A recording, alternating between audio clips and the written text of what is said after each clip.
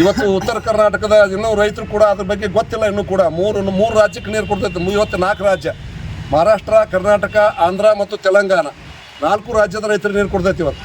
ಹೀಗಾಗಿ ನಾವು ಹಿಂದೆ ಭಾರತೀಯ ಜನತಾ ಪಾರ್ಟಿ ಸರ್ಕಾರ ಇದ್ದಾಗ, ನಾನು ಉಸ್ತುವಾರಿ ಮಂತ್ರಿ ಇದ್ದಾಗ 2009ರಿಂದ 2012ರವರೆಗೆ, ಅವಾಗ ನಾವು ಬಸವರಾಜ ಬೊಮ್ಮಾಯಿ ನೀರಾವರಿ ಮಂತ್ರಿ ಇದ್ದಾಗ ಸರ್ಕಾರದ ವತಿಯಿಂದನೇ ಪೂಜೆ ಇಟ್ಟಿದ್ದೀವಿ. ಅವಾಗ ಬಾಗಲಕೋಟೆ ಜಿಲ್ಲೆ ಮತ್ತು ಬಿಜಾಪುರ ಜಿಲ್ಲೆಯಲ್ಲಿ ಸರ್ಕಾರಿ 5 ಬಸ್ಗಳನ್ನು ಮಾಡಿದ್ವಿ.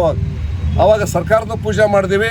ಅದೇ ರೀತಿ ಮುಂದೆ ಕಾಂಗ್ರೆಸ್ ಸರ್ಕಾರ ಕೂಡ ಸನ್ಮಾನ್ಯ MB ಪಾಟೀಲ್ ಅವರು ನೀರಾವರಿ ಮಂತ್ರಿ ಇದ್ದಾಗ ಅವರು ಮಹಾಬಳೇಶ್ವರದ ಪೂಜಾ ಕಾರ್ಯಕ್ರಮ ಮುಗಿದ ಮೇಲೆ ಆಮೇಲೆ ಪೂಜೆ ಹೋಗಿ ಮಾಡಿ ಬಂದಿದ್ರು. ಅವು ಕೂಡ ಖಂಡಗಾರ ಹುಣ್ಣೆ ಮುಗಿದ ಮೇಲೆ. ನಾ ಇವತ್ತು ಕೂಡ ನೀರಾವರಿ ಸಚಿವರು ಮಾಡಿ 27 ತಾರೀಕು ಪತ್ರ ಕೊಟ್ಟಿನಿ DK ಶಿವಕುಮಾರ್ ಅವ್ರಿಗೆ. ಹಿಂದೆ ಯಾವ ಸರ್ಕಾರ ಪೂಜೆ ಮಾಡ್ಕೊತ ಬಂದಾರ, ನೀವು ಕೂಡ ಬಂದು ಪೂಜೆಯನ್ನು ಸಲ್ಲಿಸ್ಬೇಕು ನಾಳೆಗೆ.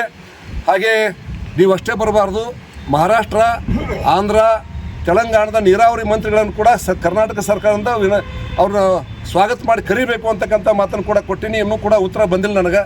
ಅದು ಅವ್ರಿಗೆ ಬಿಟ್ಟಿದ್ದು. ಅದು ತಿಳಿಸುವಂಥ ಕೆಲಸವನ್ನು ನಾನು ಮಾಡಿದ್ದೀನಿ. 27 ಜೂನ್ 27 ಪತ್ರ ಕೊಟ್ಟಿನಿ ನಾನು. ಆ ಪತ್ರದ ನಕಲನ್ನು ಕೂಡ ನನಗೆ ಕೊಡ್ತೀನಿ ನಿಮಗೆ. ಅಂದರೆ ಇದನ್ನು ಯಾಕೆ ಅಂದರೆ ಕಾವೇರಿ ಒಂದೇ ಅಲ್ಲ, ಕಾವೇರಿ ದೊಡ್ಡ ನದಿ. ಅದು ಕೂಡ ದಕ್ಷಿಣ ಭಾರತದಲ್ಲಿ ಅದು ಕೂಡ ಕರ್ನಾಟಕ, ತಮಿಳುನಾಡಿಗೆ ನೀರು ಕೊಡ್ತಕ್ಕಂಥ ದೊಡ್ಡ ನದಿ. ಆದರೆ ಉತ್ತರದಲ್ಲಿ ಗಂಗಾ ನದಿ, ಬ್ರಹ್ಮಪುತ್ರ ನದಿಗಳನ್ನು ಬಿಟ್ಟರೆ ದೊಡ್ಡ ನದಿ ಅಂದರೆ ಕೃಷ್ಣಾ ನದಿ. ಅದು ಆ ಕೃಷ್ಣಾ ನದಿಯಿಂದ ಇವತ್ತು ನಾವೆಲ್ಲ ಅದನ್ನು ನೀರು ಕುಡಿತೀವಿ, ಬೆಳಿತೀವಿ. ಇಷ್ಟೆಲ್ಲ ಸುಖವಾಗಿರ್ಬೇಕಾದ್ರೆ ಆ ನದಿ ಕಾರಣ ಅಂತಕ್ಕಂಥ ಭಾವನೆ ಕೂಡ ನಮ್ಮ ಜನರಿಗೆ ಬೇಕು.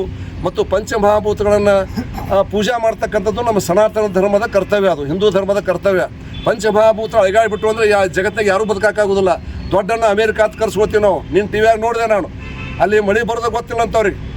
1 ತಾಸಿನಾಗ ಹೊಳೆ ಬಂದುಬಿಡ್ತೈತೆ. ನೋಡಿ ಹೆಂಗೈತೆ ಅಂದರೆ ಮನುಷ್ಯ ಇನ್ನು ಎಲ್ಲರ ಮನಸ್ಸು ಏನು ಡೌನ್ ಅವ. ಪಂಚಮಹಾಭೂತಗಳ ಮುಂದೆ ಎಂಥ ಶಾಣೆ ಇದ್ದರೂ ಏನೂ ಮಾಡೋಕ್ಕಾಗೋದಿಲ್ಲ. ಅಮೇರಿಕಾದ ನಮಗಿಂತ 100 ವರ್ಷ ಮುಂದೆ ಅದಾರ ಅವರು. ಮುಂದೆ ಹೊಳೆ ಬರೋದು ಗೊತ್ತಾಗಲ್ಲ ಅವ್ರಿಗೆ. 1 ತಾಸು ಹೊಳೆ ಬಂದು 100 ಮಂದಿ ಅಂದಾಜು 100 ಸತ್ತಾರೆ, ಶಾಲಾ ಹುಡುಗರು ಸತ್ತಾವಲ್ಲಿ. ಅಂದ್ರೆ ಪಂಚಮಹಾಭೂತ ನೀರು, ಆಕಾಶ, ಗಾಳಿ, ಬೆಂಕಿ, ಭೂಮಿ, ಇವು ಪಂಚಮಹಾಭೂತಗಳಿಂದ ಮನುಷ್ಯ ಹುಟ್ಟಿದ ಜಗತ್ತು ನಡೀತೈತಿ. ಅದು ಅಕಸ್ಮಾತ್ ಅದು ಮುಡಿಸ್ಕೊಂತಂದ್ರೆ, ಸಿಟ್ಟಿಗೆ ಅಂದ್ರೆ ಯಾರೂ ಬದುಕೋದಿಲ್ಲ.